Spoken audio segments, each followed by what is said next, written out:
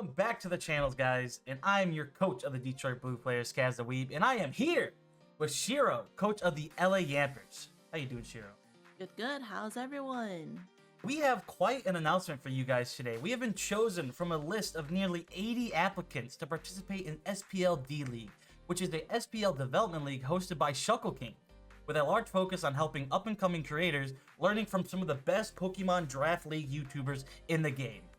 This is a mid to low tier Tera captain SV Draft League. That's a lot to say, where everyone will be uploading their own videos every week. Some of the important rules of this league are as follows.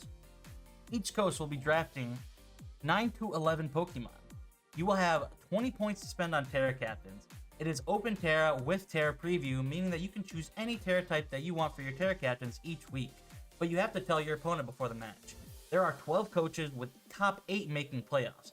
And the fun twist of this league is that there are 4 head honchos who will be assisting 3 coaches in prepping, giving suggestions and videos, and more. Shiro and I were chosen by Shuckle King himself to be a part of his group, along with Talon Master J and Diet Tight, 2 amazing coaches that we are excited to be working with. This also means those 2 coaches we won't be facing in the regular season since we are on a team. With that being said, let's get right into the draft recap. We ended up being the 12th pick out of 12 coaches, meaning that we are the wheel, one of the strongest, if not the strongest position in the draft order. This allows us to make 2 back-to-back picks, guaranteeing that we will be starting with 2 high-quality Pokemon. With that being said, let's get right into it. Our round 1 pick was Gouging Fire, rocking one of the better typings in the game, Fire Dragon, with a solid ability in Photosynthesis, which boosts our highest stat while in the sun or when using the item Booster Energy, which is a one-time use that will activate our Photosynthesis upon switching in. Gouging is a very strong, bulky setup mon with solid offensive and defensive stats all around.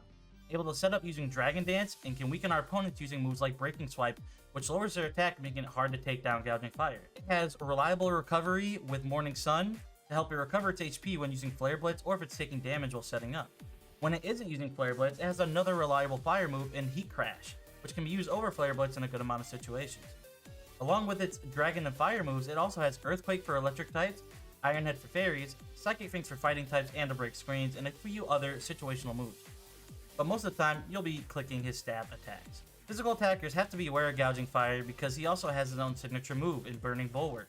That is like Protect, but it also burns the attacking Pokemon if they use a contact move. And that's all I got for Gouging Fire, so we're going to move on to round 2 with Shironuka. Round 2. We decided we wanted something to protect Gouging Fire from ground-type moves, but also wanted to acquire some elite speed for our team. So, we went with Tornadus Therian. Tornadus is a fast setup sweeper with decent bulk. It has 121 base speed, making it really hard to outspeed without a choice Scarfer.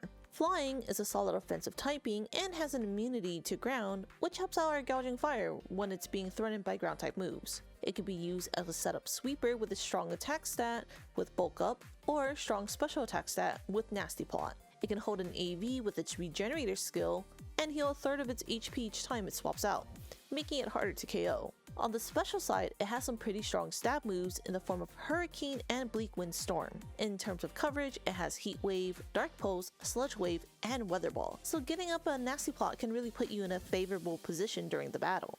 On the physical side, not only does it have bulk up for setting up, but it can run Acrobatics, a strong 110 base power attack, assuming you don't have an item. He also has some utility moves in the form of Knockoff and U-Turn. Not as many options, but still can be solid, especially if you're looking for a more supportive role with AV. That's it for Tornadus Therian, meaning up next is with Kaz. Round number 3, we wanted a Pokemon that can help us handle ground types easily. So we went with Ogerpon Wellspring, a strong water grass type with 110 speed and 120 attack, making it a solid revenge killer or setup sweeper. It has a very powerful unique attack called Ivy Cudgel, which is a base 100 physical water attack with a high chance of critting. Along with that, it has coverage options in Knockoff, U-Turn, Horn Leech, Power Whip, and Play Rough, along with others. It can use Swords Dance and Trailblaze to set up and outspeed the competition. With its high attack and strong stab options, it can be a real threat in the battlefield. Along with that, it has a solid ability in Water Absorb, making it immune to water attacks and healing back some HP if hit by them. This lets us stop flip turn momentum and protect our mons from Scald Burns and Hydro Pumps. Back to you, Shiro. Alright, so for round 4, we still wanted a bulky water type, but also every team wants a strong steel type, so why not put the 2 together? With that, we got Empoleon. Empoleon can be used as a defensive or spit-off wall, and also has access to stealth rocks, which gives us a good way to passively chip down our opponents to put them in range of our offensive threats. With knockoff available, he can also remove items such as heavy-duty boots to help keep stealth rocks viable throughout the battle.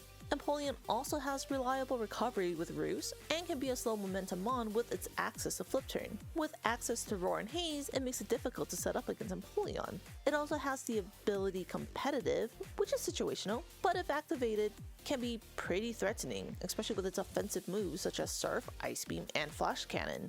Now with that all said and done, we'll move on to the next round with Kaz. Round number 5, we decided to get one of our Tera captains, a Pokemon that we've never used with Tera before. That Pokemon is Zapdos Galarian. It has strong offensive sweeping capabilities with 2 of the better offensive typings in the game, being Fighting and Flying. Zapdos has all-around solid stats with solid bulk and 125 attack, making it hard to switch into, especially if we go Tera Fighting or Flying to boost our stabs even further. It has enough bulk to where Choice Scarf is not required, but it also excels at using Choice Scarf, catching frail mons off guard and knocking them out in one hit. He has useful utility moves in U-Turn to get in our bulky Pokemon to take hits. He can also use Knockoff to hit Ghost types for super effective damage and remove items. He also has the ability Defiant, which can be useful at deterring our opponents from using Defog, since if our stats are lowered, we will get a +2 attack boost to our Zapdos.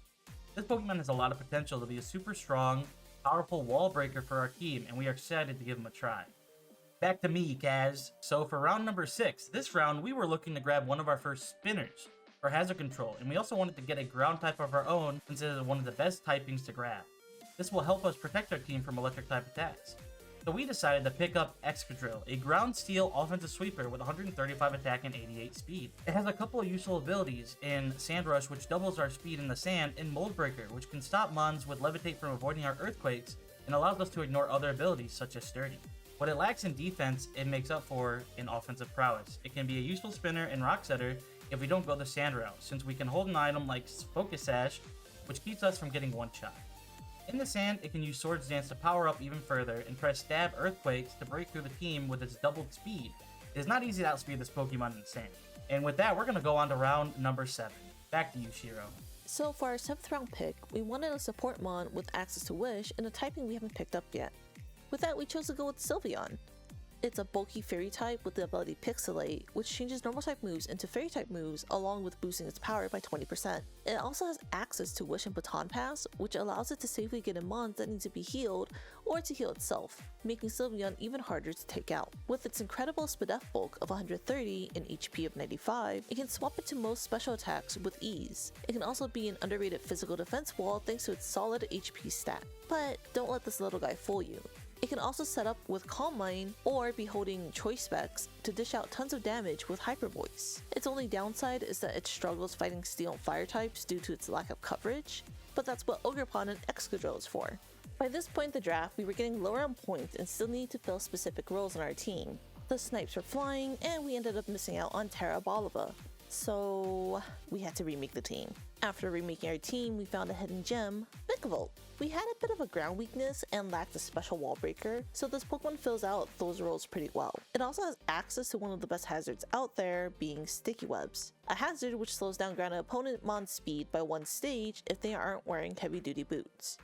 This will help our slower mons like Gouging Fire to outspeed mons they normally wouldn't. Vikavolt also has 145 base special attack, which gives us a special wall breaker we were lacking. It also has decent defenses, so it isn't the easiest mon to OHKO unless you hit it for super effective damage, but just the presence of webs makes it a prep nightmare for our opponent. Vikavolt isn't easily walled by ground types because it has access to Energy Ball, and it also has slow momentum in Baton Pass or Volt Switch, which can help us get in our fast sweepers easily. With all that said and done, we move on to round 9. So with extra Tera points left and wanting to add another special offensive threat with more speed, we chose Tera Espeon, a pure psychic type special attacker with 135 speed attack and 110 speed. Before League started allowing even stronger mons to Tera, this used to be a top tier threat, which even was Tera banned in many leagues. We still believe it has that ability to be a huge offensive threat in this metagame. It has the option to be a setup sweeper with Calm Mind and leftovers, or being a fast revenge killer with Choice Specs or Choice Scarf. Espeon also has access to the great ability Magic Bounce, which bounces back status moves to the opponent, such as Hazard, Thunder Wave, Will-O-Wisp, and even disruption moves like Taunt and Encore. This allows us to not worry about being Encore trapped or taunted, which would have normally stopped our setup in his tracks. Now with around 18 points left and already meeting the minimum number of mods needed for the league, we dive into round 10 with Kaz. Coming into round number 10, which is the second to last round, we were still lacking a poison type and secondary removal. Early in the draft, we missed out on an overquill that we originally wanted for a poison type. With what was left on the board, there was still one Pokemon that filled both roles for us. That Pokemon is Galar, a fairy poison type with multiple useful abilities in Levitate, which makes us immune to ground type attacks, Misty Surge, which can set up Misty Terrain, which stops status conditions from being used against grounded Pokemon and has the damage of Dragon type moves, and Neutralizing Gas, which entirely negates all Pokemon abilities that are currently on the field. Yes, normally you want Weezing to be Levitate, which means it cannot absorb T-Spikes. However, with how bulky he is, and the other Pokemon that can swap into EQ safely on our team, we felt like we didn't even need to use Levitate, and he would be a great asset for the team. Weezing also has access to Defog to remove Hazard, which we could also use instead if we wanted to use Levitate. He also has other useful moves such as Will-O-Wisp to burn physical attackers, and Pain Split to recover HP when getting low. It also carries T-Spikes or Toxics for our team, which can really hinder the opposing Pokemon. With our 120 defense, it can reliably swap into physical attacks, and also quad resisting fighting is very good for our final pick. And with our final pick, that is of course Tyranitar, because why wouldn't you want Sand for the Extra? Tyranitar has a great stat spread being a pseudo-legendary Pokemon. With its ability Sandstream, it can enable Sand Rush on our Excadrill, or give a +1 Spadef boost to himself, making him a very powerful special defensive wall if needed. With 134 attack and Stab Dark, knockouts are going to hit like a truck coming from him. He also has solid coverage with moves such as Earthquake, all the elemental punches, Iron Head, and more. He also has solid status moves such as Stealth Rock, Taunt, and Thunder Wave. And don't sleep on this monster, because with Dragon Dance, he can become an unexpected physical sweeper, especially if we have Webs up with our Victor. With a 95 special attack, he can also get away with running special attacking moves for coverage, such as Ice Beam and Flamethrower to deal with Intimidate Mon. And yeah, that's the end of the draft recap. I hope you guys enjoyed that, and I hope you guys love the team. Do you love the team, Shiro? Yeah, I do. Yeah, the team's looking really good. And we have one other special announcement for you guys. With this collaboration of me and Shiro being on the same team, we decided to get a new logo and a new name for our team. And that team is the LA Flame Charge. look at the Yamper and the Charizard. They look so cute. I love it. I actually love it so much. So yeah, we got a new name, new face, and we're excited to get out there and do our best for Shuckle King and the rest of our teammates. So if you guys are excited and you're excited for this season of SPL, please leave a like, subscribe down below to all the coaches, and we'll see you guys in week 1. Peace. Bye.